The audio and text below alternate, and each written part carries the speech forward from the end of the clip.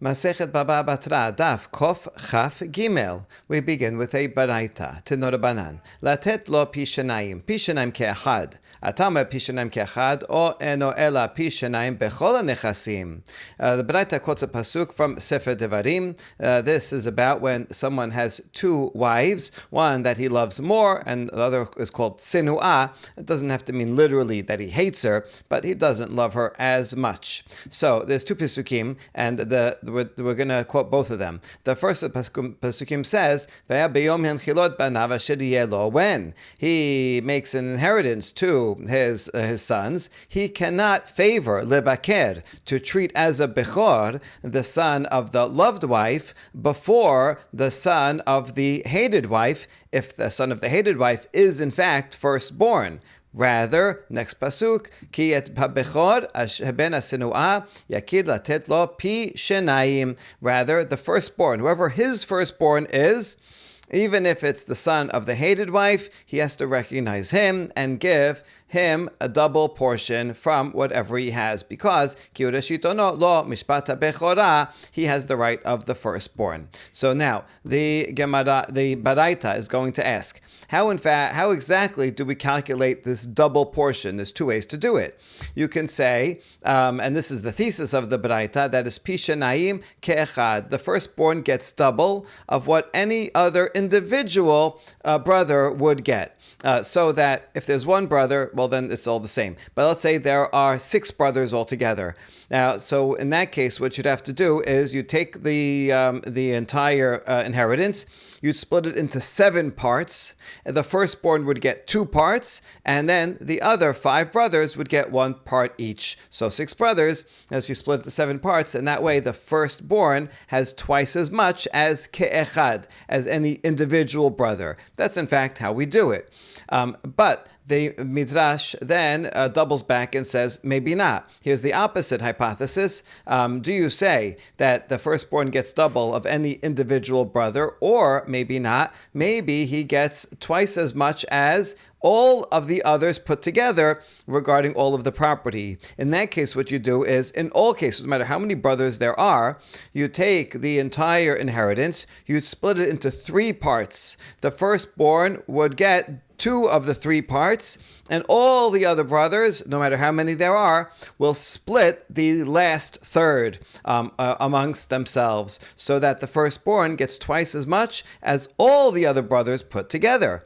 That's a possible reading. Pi shenayim, maybe that means he gets double of all the other brothers. So let's try to answer it based on logic. V'dinhu, chelko im echad v'chelko im chamisha. Ma chelko im echad pi shenayim ke'echad, af chelko im chamisha pi shenayim ke'echad. So we can learn it by logical inference that the firstborn has his share when there's 1 other brother, and the same way that he would have it when there's 5 other brothers. So just like when there's 1 other brother, the firstborn will have twice as much as his brother. That's going to be true in all cases. When there's 2 brothers, you're always going to split it into 3, and the firstborn gets 2 out of the 3, and the other brother gets 1. So he has twice as much as that individual other brother. So too, when he's splitting it with 5 other brothers, then the firstborn should have twice as much as any other individual brother. So meaning you split it into 7 parts, and the firstborn gets 2 out of the 7. And so he has twice as much as any one other brother. So doesn't that make sense to compare the case when there's 1 brother to when there's 5 brothers? But the baraita says, wait, you can argue equally the opposite way. O kelach lederech zo, chelko im echad vechelko im chamisha, ma chelko im echad pi shenayim bechol hanechasim, af chelko im chamisha pi shenayim bechol hanechasim. You could say, yeah, I'm going to compare when he has 1 brother to when he has 5 brothers. Just like when he's sharing with 1 brother, the firstborn gets twice as much in the entire amount of the entire property. You take all the property, split it into 3 parts, the firstborn gets double, and the 1 other brother gets 1 portion. So too, yes, I'm going to compare that to when he's splitting it with 5 people, that the firstborn should get twice as much as all the other brothers. Do the same thing. Split it into 3 parts, just like you did with 1 brother. Do it when there's 5 other brothers. Split into 3 parts. The firstborn gets 2 of the 3, and all the other 5 brothers split the third. So you can argue both ways based on logic. So therefore, that's not inclusive. Therefore, we're going to have to quote a pasuk. In fact, we're going to quote a few pasukim about this, and the Gemara will ask why we need all of these different pasukim. Talmud Omar, v'haya b'yom hanchilo et banav, haTorah dibeta nachala esel achin. So the Baraita quotes this pasuk. This is the pasuk that's right before. We just analyzed latet lo pi shenayim, but the pasuk before, which is really an extra pasuk, because it doesn't give any new information. We already know that he cannot, that from pasuk 17, that he has to give a double portion to the hated wife. This entire pasuk, on the day that he gives his banav, then he cannot give the double portion to the beloved wife. So this entire pasuk, what is it here for? Oh, so the Torah, it's an extra pasuk the Torah is adding in order to tell you that the brothers, if there are many brothers, then they get more of the share. It's true, when there's only one brother, the firstborn is going to get twice as much as that one brother. But you know what? When there's 10 brothers, then the firstborn is not going to get twice as much as all the brothers put together. That's why it says, Biyom hanchilo et banav. Each of the sons, the more sons there are, the more the sons will get, and as a percentage compared to what the firstborn will get. That's what this pasuk is coming to teach. Ha en alecha ladun kalashon hacharon ela kalashon harishon. So this pasuk therefore tips the balance in favor of the first argument that we said over here, and not the second argument, the first argument that the firstborn gets twice as much as any individual brother, but not all the brothers put together. Ve'omer. Now the Baraita brings yet another pasuk. Ubnei Reuven bechor Yisrael, ki hu bechor ubechalelo Yisu'e abiv, nitena bechorato libnei Yosef ben Yisrael, ve'lo lihityaches la bechora. The pasuk in Divrei Amim says that the sons of Reuven, the firstborn of Israel, in parentheses, after all, Reuven was in fact the firstborn of Yaakov. However, because he defiled his father's bed, remember that story where he switched the beds of his mother Leah with Rachel's concubine Bilhah, and he did a great sin. Because of that, the Bechorah, the right of the Bechorah, of the double portion, was taken away from Reuven and given to the sons of Yosef. However, it doesn't mean that Yosef was officially the firstborn, not that he would be recognized in the genealogy as firstborn, that Reuven still remained the firstborn. When you talk about a genealogy, you say Reuven, he's mentioned first. But for the purposes of the inheritance rights, Yosef was given the double portion. The point of this pasuk is to say, this Yaakov is actually the classic case of what the pasuk in Devarim is talking about. Yaakov had two wives, one that he loved more, Rachel, and one that he loved less, Leah. But Leah had the firstborn. So really, if you follow that pasuk, then Yaakov should give the double portion to Reuven. It was his right; he should have gotten it. However, Reuven sinned when he did that incident, and therefore lost the right to the double portion, and that's why Yaakov ended up giving double to Yosef by giving portions to Yosef's two children, Menashe and Ephraim, a same amount he's giving to those two grandsons as he gave to the rest of his sons. So in effect, Yosef got double. So Yosef gets double of the portion, not because it's going against the pasuk, but because Reuven sinned. Now, what do you see there? This is going to be the main proof. One of the proofs in this list is that the two grandsons of Yaakov don't get a share that's double all of the other brothers put together. That's not how it works. But he gets one portion. Yosef's sons each get a portion that's the same as all the other brothers. So meaning Yosef, who's getting the Bechorah, is getting twice as much as any other individual sibling. Ve'omer, ki Yehuda gabar be'echav ul'nagid mimenu ve'habechorah leYosef. And there's the next pasuk in the Devarim says, Yehuda prevailed among his brothers. He was the strongest, and therefore the prince came out from him. The kingship of the lineage of David came from Yehuda, but the birthright was given to Yosef, so that there's, in a way, three different leaders of the family. Reuven remains officially, genealogically, the firstborn. Yehuda is the strongest. He becomes the king, but Yosef gets the inheritance birthright, the double portion.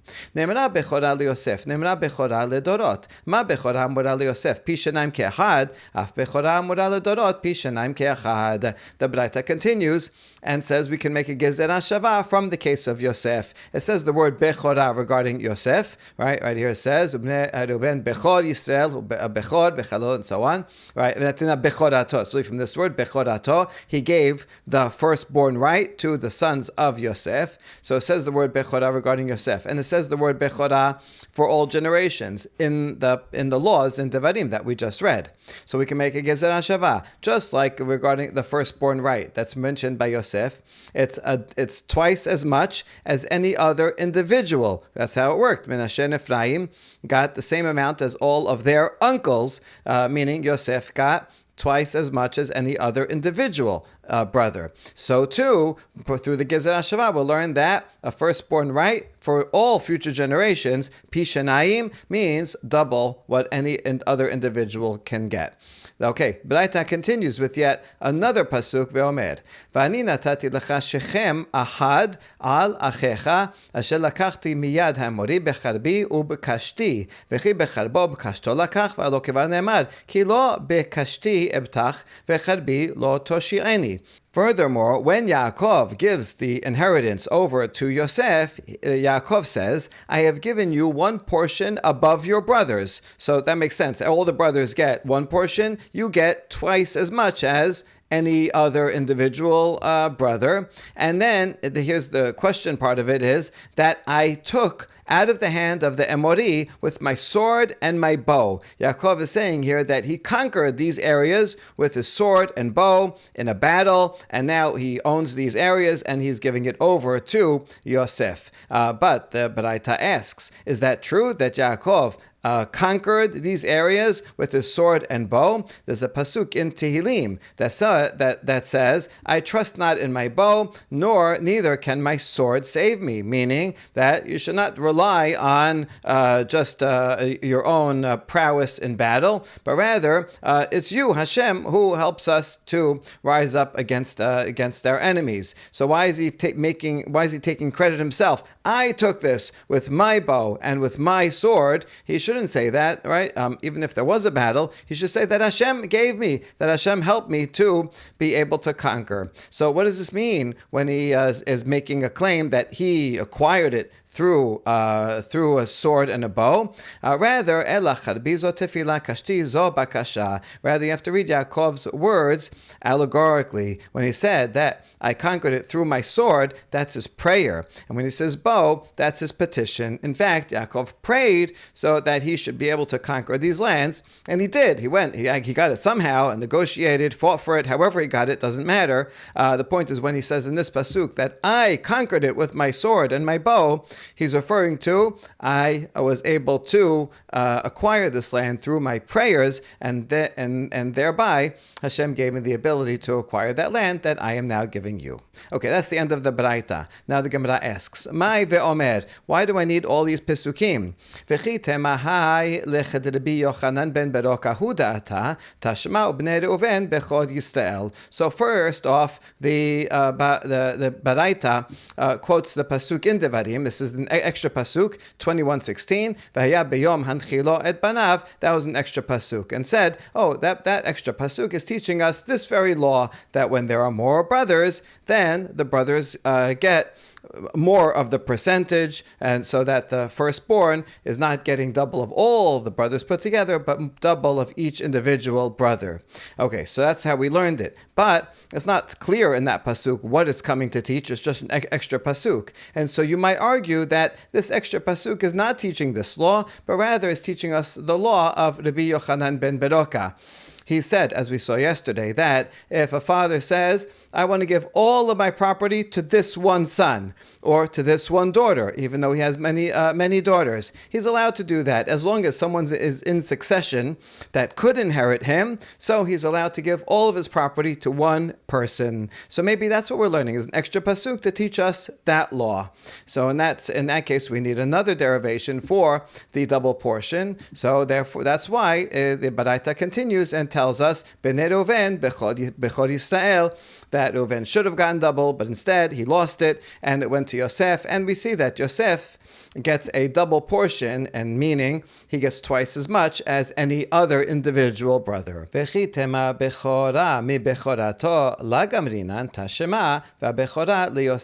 if you'll argue that you cannot make a gezerah shava between two words that are similar but not exactly the same. Regarding Yosef, it says bechorato, the pasuk in Divrei Yamim, but the pasuk in Devarim says bechora. So maybe you'll say you cannot make a gezerah shava there. So maybe Yosef, yes, he got twice as much as any other individual brother. But who says that that is a precedent for all inheritance of firstborn in the future? So that's why we quote yet another pasuk that says Bechora le Yosef, that Yosef got the bechora. So you see that's the exact same word, bechora. Now we can make a gezerah shava, bechora and bechora. V'chi tema Yosef gufe mimai de pishanayim ke'achad hava. And now maybe you'll ask Yosef himself, how do you know that he got twice as much as any other individual brother?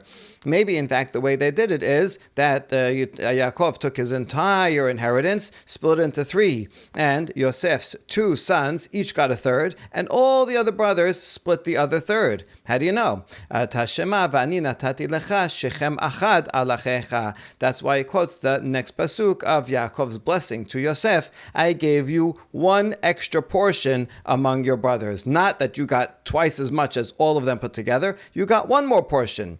That sounds like double any one individual. Wait, when you say one more portion, how do you know it means a whole piece of land? Maybe it means one more palm tree. I gave you one little thing extra. Who says that it means twice as much as any other brother? And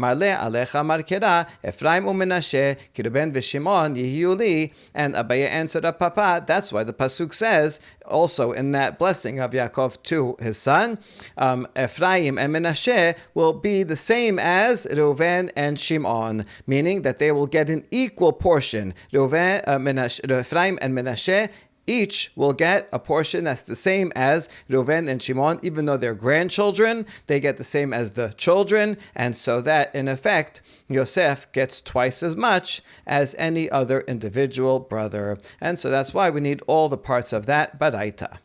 Next question. Be'amine Rabbi Chelbo Rabbi Shemuel bar Nachmani. Mar Yaakov shenatal bechora meReuven untana le Yosef. Rabbi Chelbo asks Rabbi Shemuel bar Nachmani, why did Yaakov see fit to remove the inheritance of firstborn from Reuven and give it to Yosef? Now we ask about that question. Mara'a ubechalelo yisu'e aviv. The pasuk says in Divrei Yamim, the one that we quoted, because he defiled his father's bed. So it says why Yaakov took it away from Reuven, Ketiv. Ela mara'a shenatana Yosef. No, I know that part of it. The question is not why he took it away from Reuven, but the question is why did he give it to Yosef? He could have given it to someone else. And Rabbi Shimon bar Nachmani says, I will give you a parable to explain it. Let's say you had a homeowner and he adopted an orphan and brought the orphan up in his home. Very nice of him to do that. Sure enough, that orphan one day became very wealthy himself. And then he said, now that I'm so wealthy, I want to return the favor. This guy, this homeowner, is not very wealthy, and he was able to bring me up and shared of what he had and did all this goodness for me. Now that I'm very wealthy, I am going to provide benefit to his father, his adopted father, who brought him up. So the nimshal is that Yosef is like the homeowner, and Yosef took in Yaakov. Yaakov, he was in a land that had a famine, they had nothing, and Yosef said, come to Egypt, I will take care of you. So even though it's the son that's taking care of the father, but in terms of the father, Yaakov is like an orphan. He had no food, and Yosef said, I will take care of you. Eventually, over the years, Yaakov did well in Egypt, and he had money, and he says, who am I going to give a double portion to? Well, it's supposed to go to Reuven. I'm not giving it to Reuven because he sinned. Well, who should I give it to? Well, it makes sense. You know what? I'm going to give it to Yosef because he did such good things for me and provided for me when I needed it. So it makes sense I should give Yosef a double portion. Amar le v'ilav dechata Reuven la mehane le Yosef vela mida'am. And so Rabbi Chelbo asks further, you're telling me that if Reuven did not sin, then Yaakov would not have given Yosef anything? It's only because Reuven sinned. Really, Reuven, if he didn't sin, would have gotten the firstborn, and Yosef would have gotten nothing special. Only because Reuven sinned, and now we had an extra portion. He says, well, who should I give it to? Oh, I want to pay back Yosef for that kindness. And otherwise he wouldn't? Doesn't make sense that Yaakov should pay back his son Yosef for his kindness that took care of him in the time of a famine anyway, no matter what, even if Reuven didn't sin? Rather, Rabbi Chelbo tells Rabbi Shmuel bar Nachmani, your own teacher, Rabbi Yonatan, does not say the answer that you just said, but rather he says as follows: Yosef. אלא שקדמתה לאה ברחמים, ומתוך צניעות שהייתה בה ברחל, החזירה הקדוש ברוך הוא לה. Rather, this is a better answer. Really, the firstborn son should have come from Rachel, because remember Yaakov, he only wanted to marry Rachel in the first place. And in fact, there's a pasuk that says, here are the generations of Yaakov, Yosef. In other words, Yosef rightfully is the firstborn son and should get the inheritance. But what happened? Leah came first because of mercy. She prayed a lot, as we're about to explain, and she got the firstborn. And because of the modesty of Rachel, so Hashem said, Rachel, because you acted with such modesty, even though Leah somehow, because of her prayer, got the firstborn son, but you really deserve it, and you just lost it because you were modest, so you know what? I'm going to give it back to you. And so this explains both why Reuven doesn't really deserve it. He happens to be also sinned, but certainly once he sinned, it has to go back to Rachel's firstborn, and that is Yosef, because she was supposed to be the first wife of Yaakov all along. Let's explain what the prayer is referring to and what the modesty is referring to. What does it mean that Leah came first and married Yaakov first? Because of prayers. Tichtib ve'anei Leah rakot. My rakot ilem rakot mamash אפשר. בגנות בהמה טמאה לא דיבר הכתוב דכתיב מן הבהמה הטהורה מן הבהמה אשר איננה טהורה. בגנות צדיקים דיבר הכתוב. So regarding Leah, it says that her eyes were weak or thin. What does that mean? If it means literally that they were weak, so can it be you're describing Leah, the Sadeket, as being ugly, that her eyes are thin and weak? The Torah, even when it describes animals, it doesn't like to use a negative word. When describing the kosher and non-kosher animals, it says that these are the animals that are tahor, meaning that they're kosher, and then it says abema enena tehora, and the animals that are not tahor. You say kosher and not kosher, but rather than say the animals that are tameh, that are defiled. So even regarding animals, the Torah likes to use nice language and doesn't call them bad, it just says not good. So all the more so when it's describing Sadeket like Leah, okay, you could say that she was not the most beautiful, but you wouldn't say she's ugly, her eyes are thin, her eyes are weak. So it can't be that Rakot means literally that it's describing her eyes as weak. Ela amar Rabbi Elazar she matenoteha arukot. Rather, it means that her gifts are long-lasting, meaning that from Leah will come the Kehuna and the Leviyah and the Malchut from Levi and from Yehuda, and this is long-lasting for many generations, Kohanim, Levim, and the kings will come from her. That's Rakot. Rakot is is a shortened version of Arukot, that she has long-lasting things. So actually, it's a positive description of Leah. Rav amar leolam Rakot mamash ve'lo genai hula ela shevach hula she'ayta shamat al parashat derachim bnei adam she'omrim shnei banim yesh la l'Ribka shete banot yesh la Laban gedola legadol uktana lekatan. Rav says, and this is the point that we want. This is where we see her prayers. In fact, her eyes, were thin. they were thinned out from crying so much. And it's not a negative about her. It actually is a praise because they were thinned out by crying. Now, why was she crying? Because she heard on the crossroads when people were passing by, travelers, people would say, oh, you know what? They know that Rivka has two sons, Esav and Yaakov. And they also know that Lavan has two daughters. That's Leah and Rachel. And so people were talking and saying, you know what? They're family and they should match them up. And the older should be with the older and the younger with the younger. So that Leah would marry Esav. So people are spreading rumors that they should be set up and they should marry. And so Leah wanted to know, this person that it sounds like I'm going to marry, people are assuming I'm marrying him, what are his ways? Tell me about him. And they say, Ishrahu melastem bidiyot. He's an evil person. He robs people. They're describing Esav. Katan mamasav. And he says, how about the younger one? What's his ways? Ishtam yoshev halim. He's a quiet person. He dwells in tents. He learns Torah. He's modest, a very good person. Now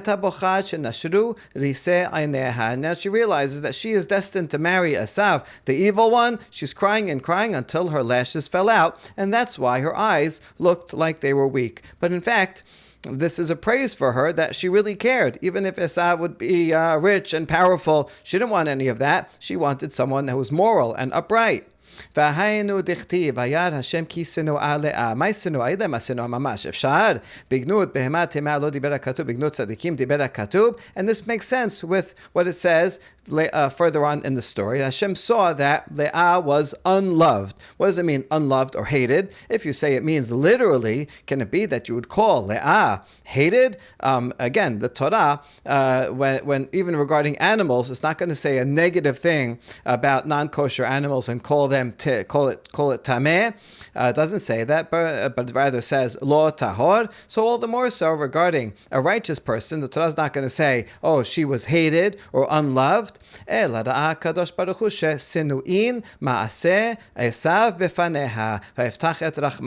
it means Hashem saw that the actions of Esav were hateful to Leah, and that's a good thing. That's a praise for her that she cared about a moral standing of her future husband, and it's because Hashem saw that Leah cared so much, and she said, "No, I hate a person who is evil, and I don't want to marry her." So therefore, Hashem listened to her prayers and says, "Okay, don't worry, you're not going to have a child from Esav, but rather you'll marry Yaakov." And she had a child even first before Leah.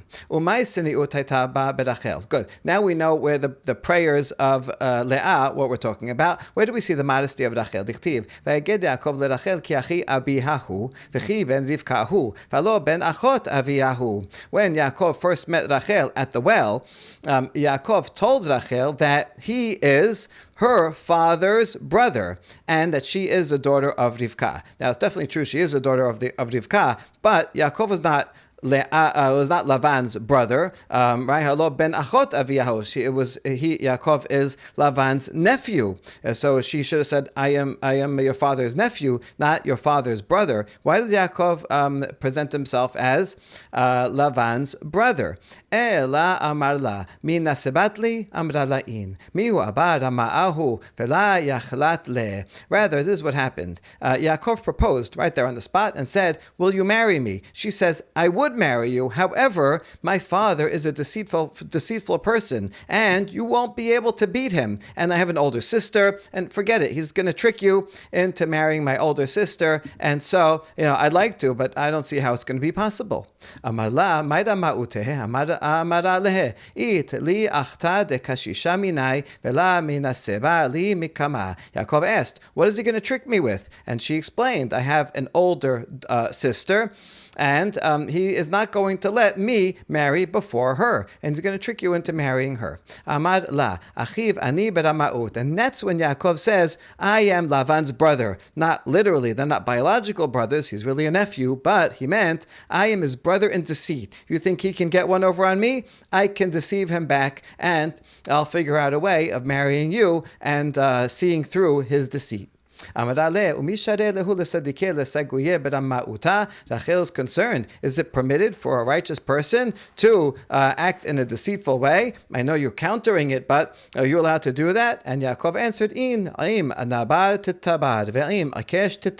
the pasuk in Shemuel says, with a pure person you show yourself pure. With a crooked person you show yourself to be also crooked. In other words, yes, you should always be honest and pure, but when you have to deal with someone who is himself crooked, then sometimes you have to adopt some of those same ways in order to come out ahead, to just counter his trickery. And so yes, that's what I'll do. Masad lasimanin. So what did Yaakov do to get around, to anticipate Lavan's trickery? He gave Rachel a secret sign. This is, listen, on the wedding night, he's going to try to replace you with Leah. Here's a secret sign, a secret code that only you and I know. And then you give me the code and I'll know it's you. If you don't give me the code, then I'll know that it's not you.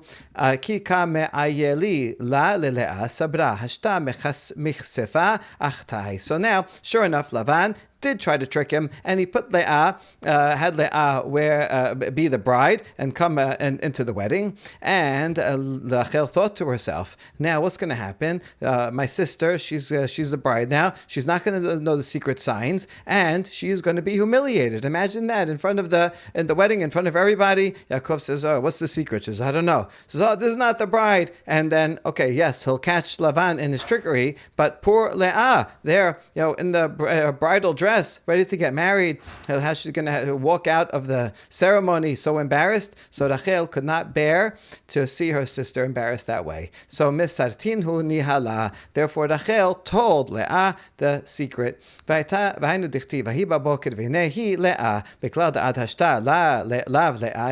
this explains the pasuk that in the morning after the wedding, all of a sudden she was Leah. What do you mean? Now she was Leah. Was she not Leah the whole time? Obviously, she was the same person. She didn't change. She was not like he married Rachel and then she turned into Leah. She was Leah the whole time since the night before. Rather, because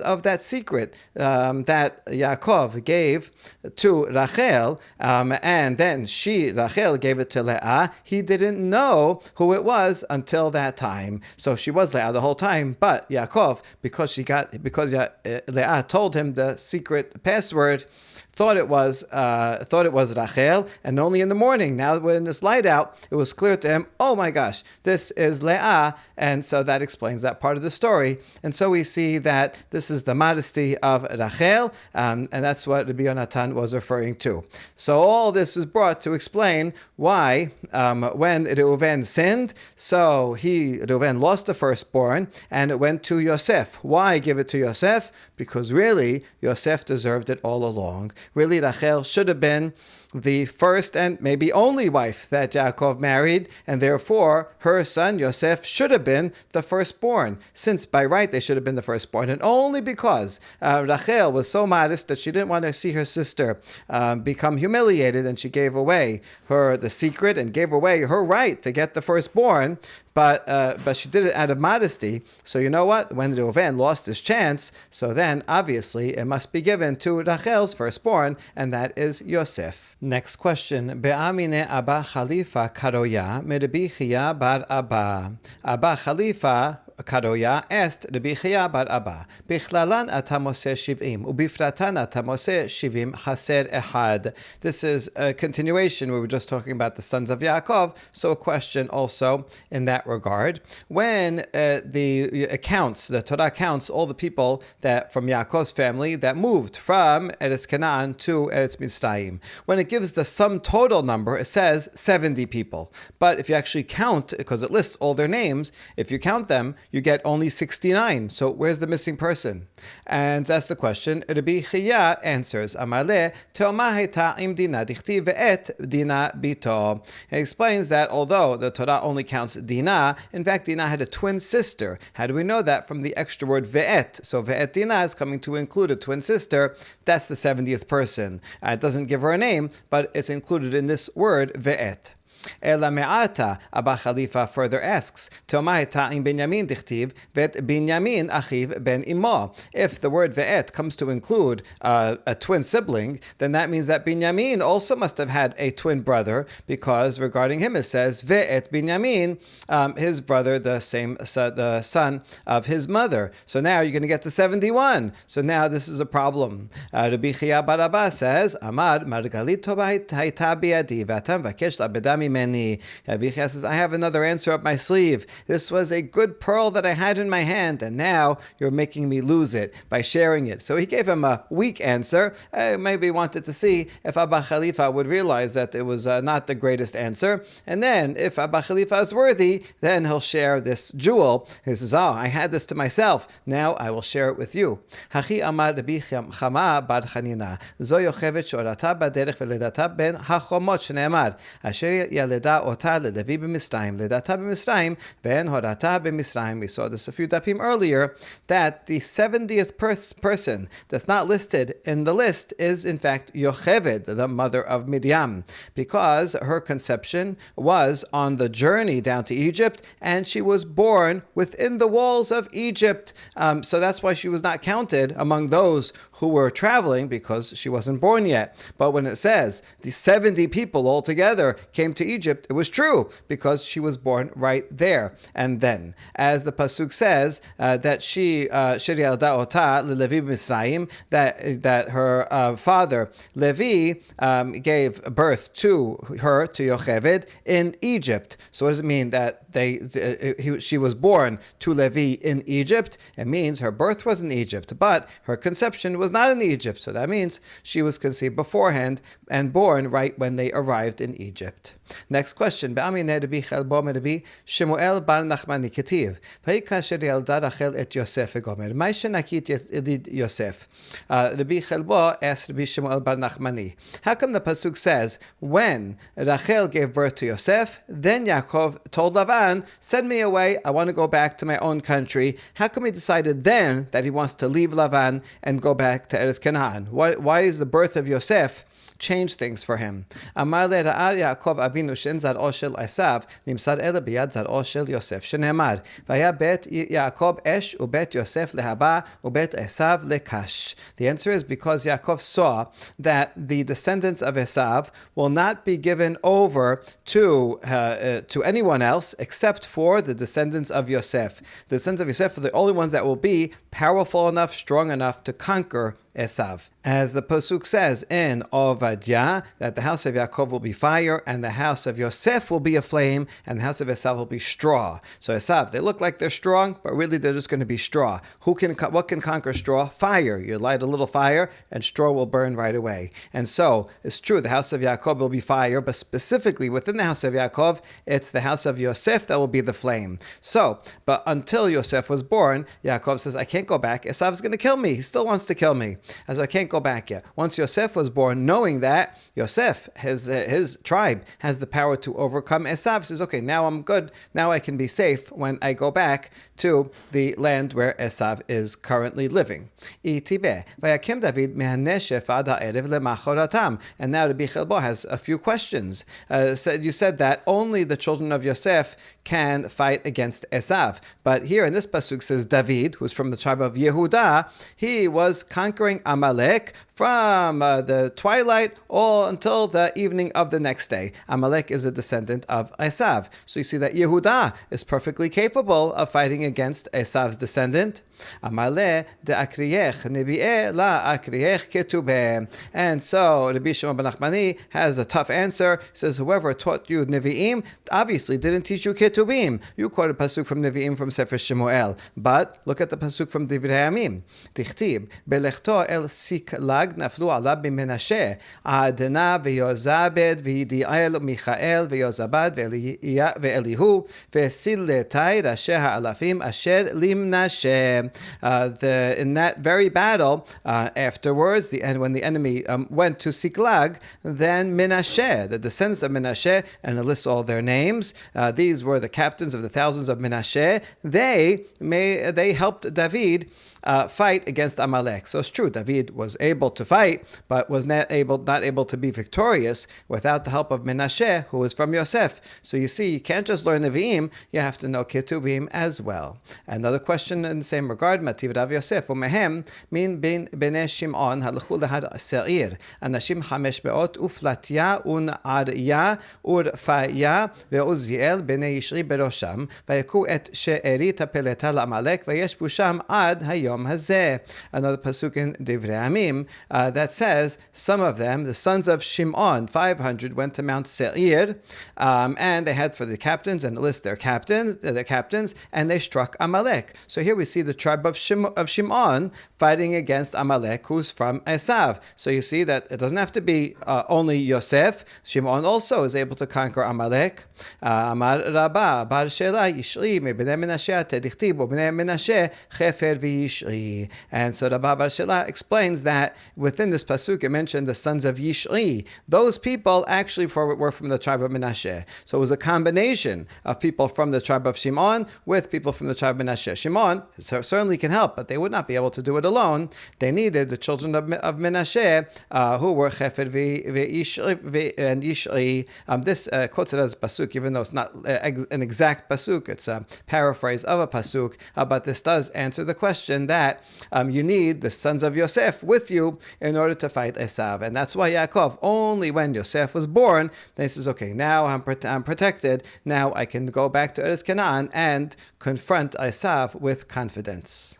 And now we learn a baraita that's also found in the Tosefta, Tenorabanan, Bechor notel pi shenayim bazeroa o balechayayim o bakeba. A firstborn, we're talking about a firstborn who was also a Kohen, gets a double portion in these parts of an animal. This is a general rule regarding animals. If someone slaughters an animal, a regular animal he's going to eat, he has to give these portions to a Kohen. He can find a Kohen, a friend, a local Kohen, and give it to them. He has to give them the foreleg, the jaw, and the maw. And then that belongs to the Kohen. So if a Kohen who either has these or he's getting them dies, and then all of his property is going to be inherited by his sons, and he has a firstborn. The firstborn, not only, of course, he gets the father's regular property, the land, the house, the animals, but he also gets these things that are gifts to the Kohen, are also inherited, and the law of firstborn getting double applies to them as well. And not only that, ube mukadashin, a holy animal, a sacrificial animal, it's consecrated, and it's in the possession of the Kohen, and the Kohen dies, then the firstborn gets a double portion in it. The Gemara is going to ask about that. Isn't it consecrated? What do you mean?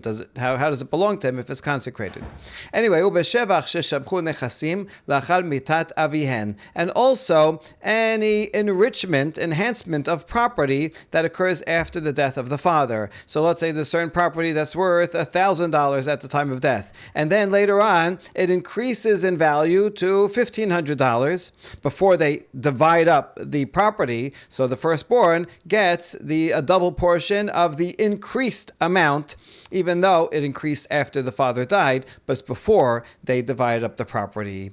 But Kesad, Batra continues and says, it gives examples. Hiniach len avihen para muchkeret muskeret beyad acherim o she'ayta ro'a ba'afar ve'yalda bechor notel pi shenayim. It wants to give you an example of how enhancement works. So if the father had a cow and it was leased out or rented out to someone else, so the Kohen owns the cow, but someone else is using it, and it gives birth while it's there.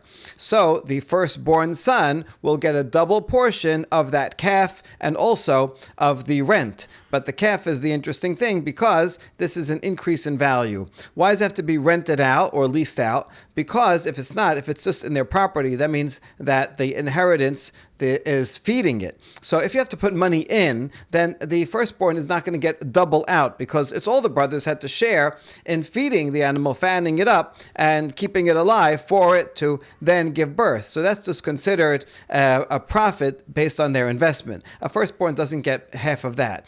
But But because it's leased out and the renter is feeding it, is taking care of it, is keeping it alive, so since they didn't put anything into it, this is only profit, only enhancement, so the firstborn gets double also of that.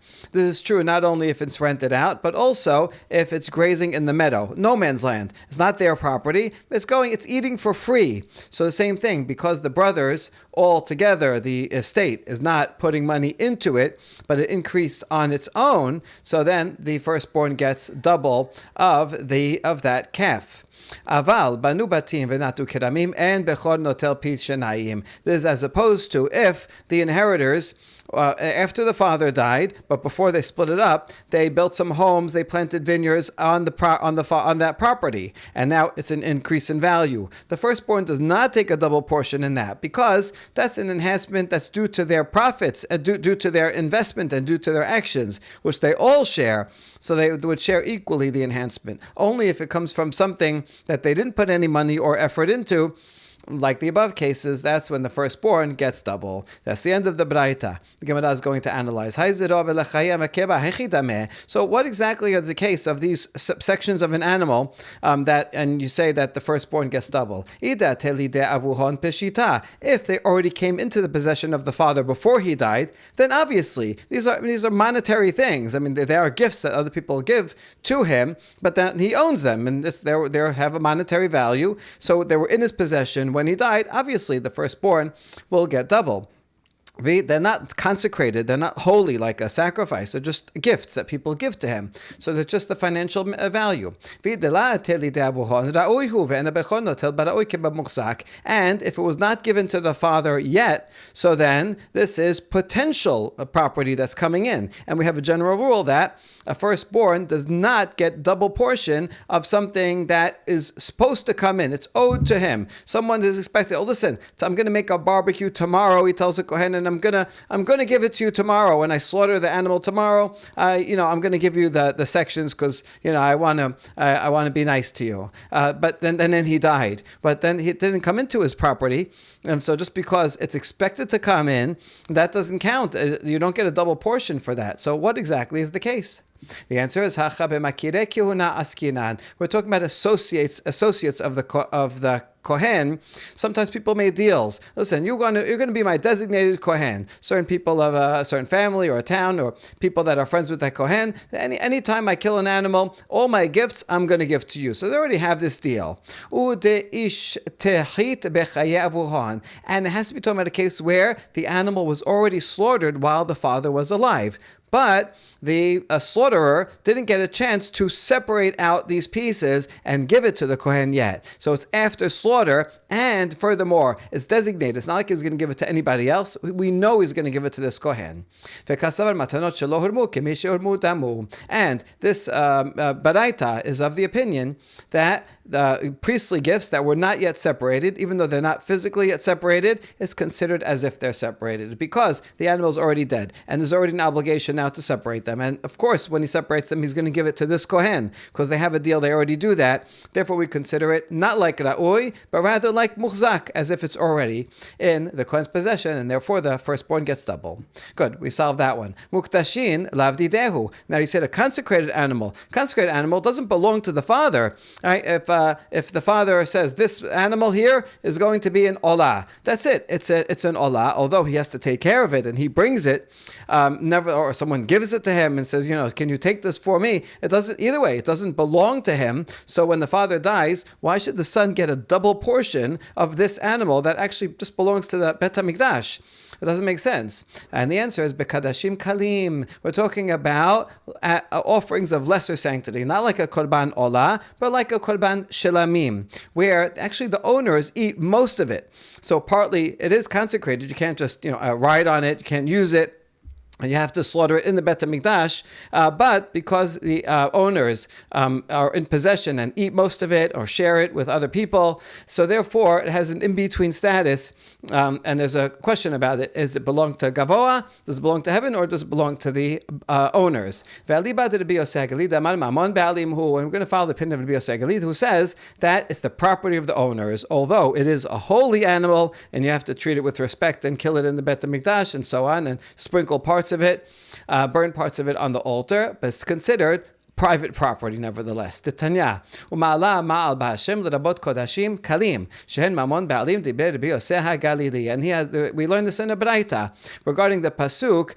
If he commits a trespass against Hashem, this pasuk is not talking about regular me'ilah, when you steal something from the Beit HaMikdash and use it, benefit for your own purposes, but rather this is talking about when you steal from someone else and lie about it. You make a false swear about a monetary case, and in that case, the consequences are you have to add a fine and you have to bring a korban asham. And so it says ma'ala ma'al. Why does it have this double language? To include kadashim kalim, this lesser sanctity offerings, because they are the property of the owner. So if someone would steal such a korban from someone else and then lie about it, then this would be fit under this law, which is a ben adam lachavero law. It's like it is part of stealing, according to the Rabbi Yosef Galili. And therefore, when it says in this baraita muktashin, we're talking about kadashim kalim, that the father owned and then he died, so that the firstborn does get double of that portion because it is a financial individual ownership. הניח להן אביהן פרה מוזכרת ביד אחרים, או שהיה איתה רואה באפר, וילדה בכור נוטל בה פי שניים. השתה מוזכרת דלה ברשותה דמרה דידו קיימה, עמד שקיל רואה באפר מבעיה. And now back to the beginning of that baraita that says, if the father left, in the kesad part of it, right, how so? If the father left a cow that was leased or rented to others, or it was grazing, and it gave birth, then the firstborn gets double portion of that calf and whatever other increase in value happened during that time. Now we ask, why do we need all these examples? If something that is rented out or leased out, which is not in the ownership, it's not in the possession, physical possession of the father, and yet you say that the son gets a double portion, because even though it's not in his physical possession, it's kind of like it's owed to him. I'm giving you my cow, and you're going to use it for the next few months, and then you're going to give it back to me. So it's not, I own it, but it's not in my possession. If you say that the son gets a double portion in that case, when it's not in his possession, then for sure, if it's my cow and it just happens to be grazing out in the meadow, in the middle of nowhere, wherever it is, then but it's in my possession. I mean, I own it. It's not on my property right now, but it'll come home at night probably, and so all the more so that if the father dies, then the son will get double. So why does the Baraita even include that case? Isn't it obvious? And the answer is, read it like this: Hakamashmala demuket musket dumya de ro'a ba'afar ma ro'a ba'afar shebaha de memela ka'ate vela ka chasre ba mezona af muket musket shebaha de memela ka'ate vela de la chasri ba mezone. It's teaching us precisely this point, that if an animal is leased or rented out, it's the same. It's similar to if it's grazing in the meadow. Just like if when it's grazing in the meadow, the enhancement comes by itself. The brothers are not losing any money. They don't have to feed it because it's rented out, and the renter is providing its food, and now all of a sudden, look, it gave birth. So that's a case where, since they didn't invest anything in it, that's why the firstborn gets double, because it went by itself. So too, if it's leased or rented, where it comes by itself, and the brothers are not losing anything, then it's the same law. So actually, it includes the case of meadow to tell me that the case of leasing or renting is the same as a case of a meadow. Just like in a meadow, it's eating on its own. It's eating just free stuff that's out there, and the firstborn gets double because of that.